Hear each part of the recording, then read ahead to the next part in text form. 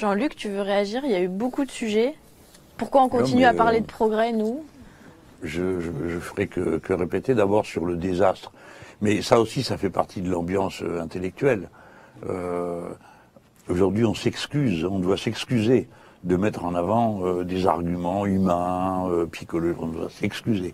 Parce qu'il y aurait une sorte d'exigence d'une rentabilité capitalistique de tout, qui serait la norme du succès. Bon, moi, la première fois que j'ai lu ce que vous écriviez sur la catastrophe humaine, les premières fois que j'ai vu des chiffres, 10 000 morts à cause du chômage, bon, bah, j'ai été perplexe, je me disais, mais comment c'est possible, ça, de quoi il parle?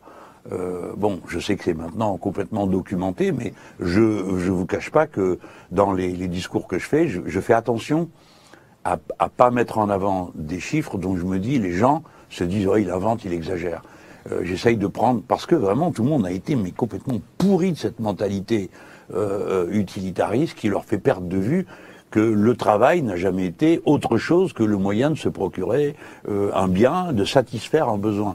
Moi j'ai aimé votre formule, hein, vous dites l'économie elle est de gauche, ben oui, la base de l'économie c'est la demande, pas l'offre, n'en déplaise à François Hollande, hein. Non mais parce que bon évidemment les plus jeunes ça leur fait ni chaud ni froid, mais moi la fois où j'ai vu arriver une conférence de presse en disant bah oui tout le monde le sait, c'est l'offre qui crée la demande, ben je me suis dit bah ça fait un siècle et demi que la gauche dit le contraire, donc on ferme quoi, hein, ça n'a plus de sens. Évidemment que c'est la demande, et si on part de la demande, c'est là qu'on découvre les millions d'heures de travail à faire. Donc sur la garantie de l'emploi, je participe de l'idée aussi que vous avez évoquée, du simple bon sens. Pourquoi fait-on tout ça, hein? Voilà, j'ai rien d'autre à rajouter, vous l'avez dit très bien. Revenu universel, garantie d'emploi, tu veux en dire un mot? Pardon? Revenu universel. Un point quand même sur le temps libre. Oui. Mais je vais me disputer avec personne, c'est pour ça que... qu'il y a une utilité sociale et culturelle extraordinaire du temps libre.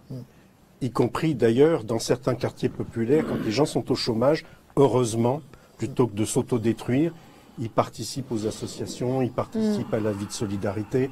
J'en ai été le témoin au moment du premier confinement. J'ai été fasciné de voir comment cette France populaire, qui est la moins gâtée, a des capacités, des ressources encore de vie commune et de solidarité, parce qu'elle a aussi le temps.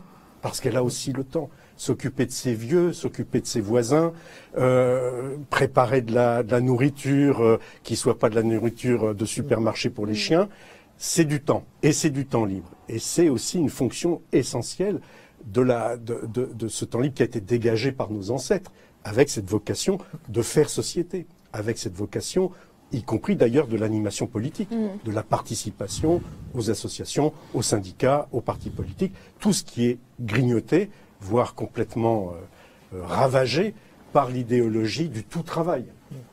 L'épidémie de burn-out, parce que vous n'en avez pas parlé, signe. Mais qui autour de soi n'a pas eu des amis ou des collègues là, fracturés par des burn-out gravissimes dans les 2 dernières années? C'est une